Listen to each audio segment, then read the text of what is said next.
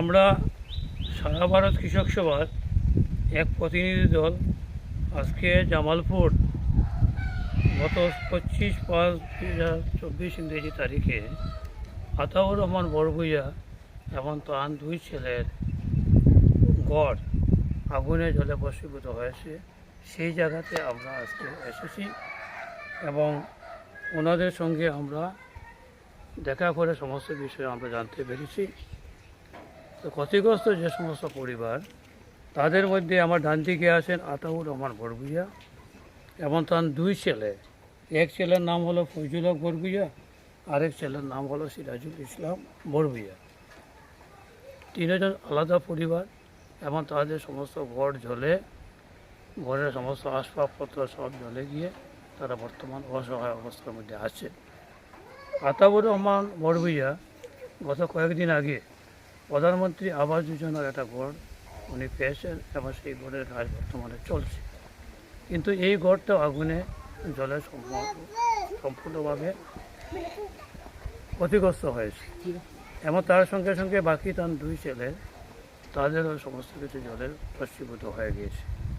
আমরা অনুমানিক যেটা আমরা খবরাখবর নিয়ে দেখলাম, এই তিনও পরিবারের প্রায় 15 লক্ষ টাকার অধিক ক্ষতিগ্রস্ত হয়েছে।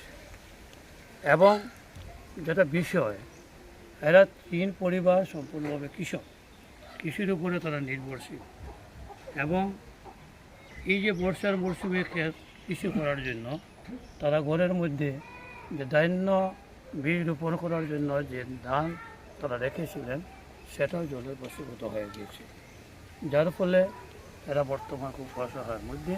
কীভাবে কৃষি করতে পারবেন সেটা নিয়ে তারা আছে দুশ্চিন্তার মধ্যে।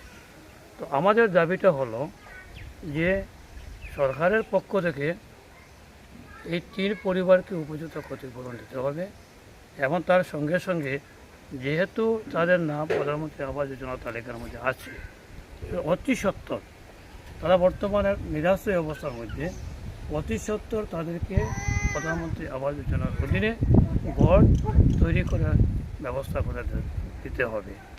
এবং তার পাশাপাশি আমরা আরও দাবি করছি, যেহেতু কৃষক পরিবার, সরকারিভাবে ধান রোপণ করার জন্য যে বীজ যেটা প্রয়োজন সেটাও তাদেরকে দিতে হবে।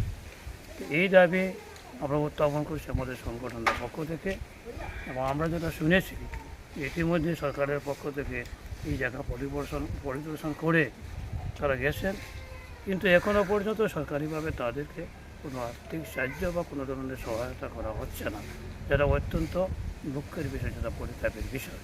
সুতরাং অতি সত্ত্বর সরকারের পক্ষ থেকে ব্যবস্থা দেওয়ার জন্য আমরা দাবি উত্থাপন